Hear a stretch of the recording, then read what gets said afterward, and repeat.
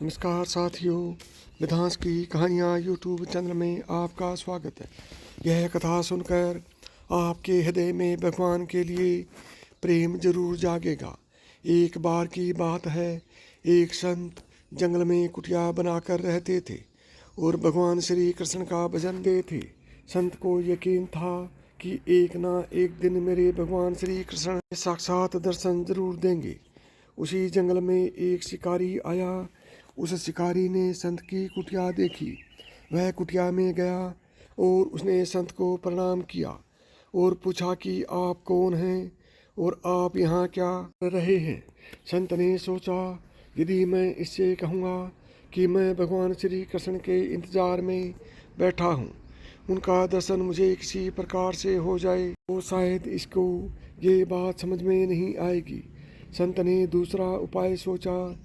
संत ने किरात यानी शिकारी से पूछा, भैया पहले आप बताओ कि आप कौन हो, यहाँ किस लिए आते हो।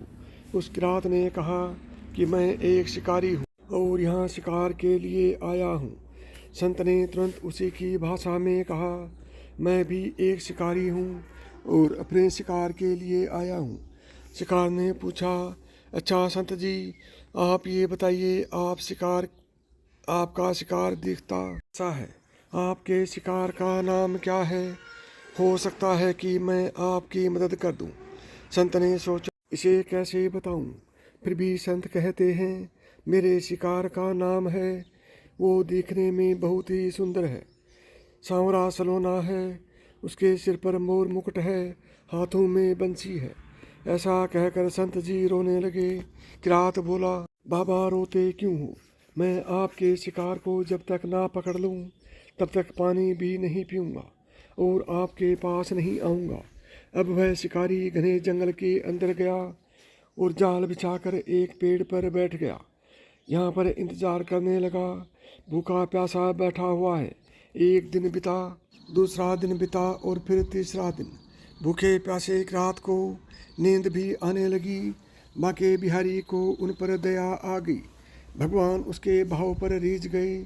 भगवान मंद मंद स्वर से बांसुरी बजाते आए और उस जाल में खुद फंस गए।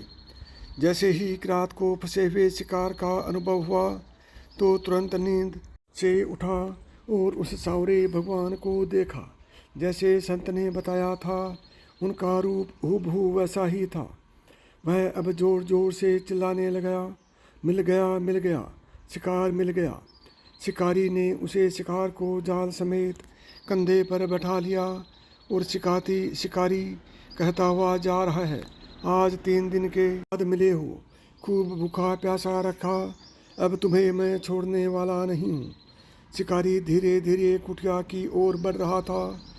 जैसे ही संत की कुटिया आई तो शिकारी ने आवाज़ लगाई, बाबा बाबा। संत ने तुरंत दरवाज़ा खोला और संत उस किरात के कंधे पर भगवान श्री कृष्ण को जाल में सा देख रहे हैं। भगवान श्री कृष्ण जाल में फंसे हुए मंद मंद मुस्कुरा रहे हैं। किरात ने कहा, आपका शिकार लाया हूँ, मुश्किल से मिले हैं। संत के आज होश उड़ गए। संत किरात के चरणों में गिर पड़े। संत आज फूट फूट कर रोने लगे। संत कहते हैं, मैंने आज तक आपको पाने के लिए अनेक प्रयास किए प्रभु, लेकिन आज आप मुझे इस किरात के कारण मिले हो। भगवान बोले, इस शिकारी का प्रेम तुमसे ज़्यादा है, इसका भाव तुम्हारे भाव से ज़्यादा है, इसका विश्वास तुम्हारे विश्वास से ज़्यादा है। इसलिए आज जब 3 दिन बीत गए तो मैं आए बिना नहीं रह पाया। मैं तो अपने भक्तों के अधीन हूँ और आपकी भक्ति भी कम नहीं है। संत जी, आपके दर्शनों के फल से मैं इसे 3 ही दिन में प्राप्त हो गया। इस तरह से भगवान ने खूब दर्शन दिया और फिर वहाँ से भगवान चले गए। साथियों, इस कहानी से हमें शिक्षा मिलती है कि अच्छे सच्चे मन से भगवान को याद किया जाए तो भगवान के दर्शन दूर नहीं हैं। नमस्कार दोस्तों, जय श्री कृष्ण।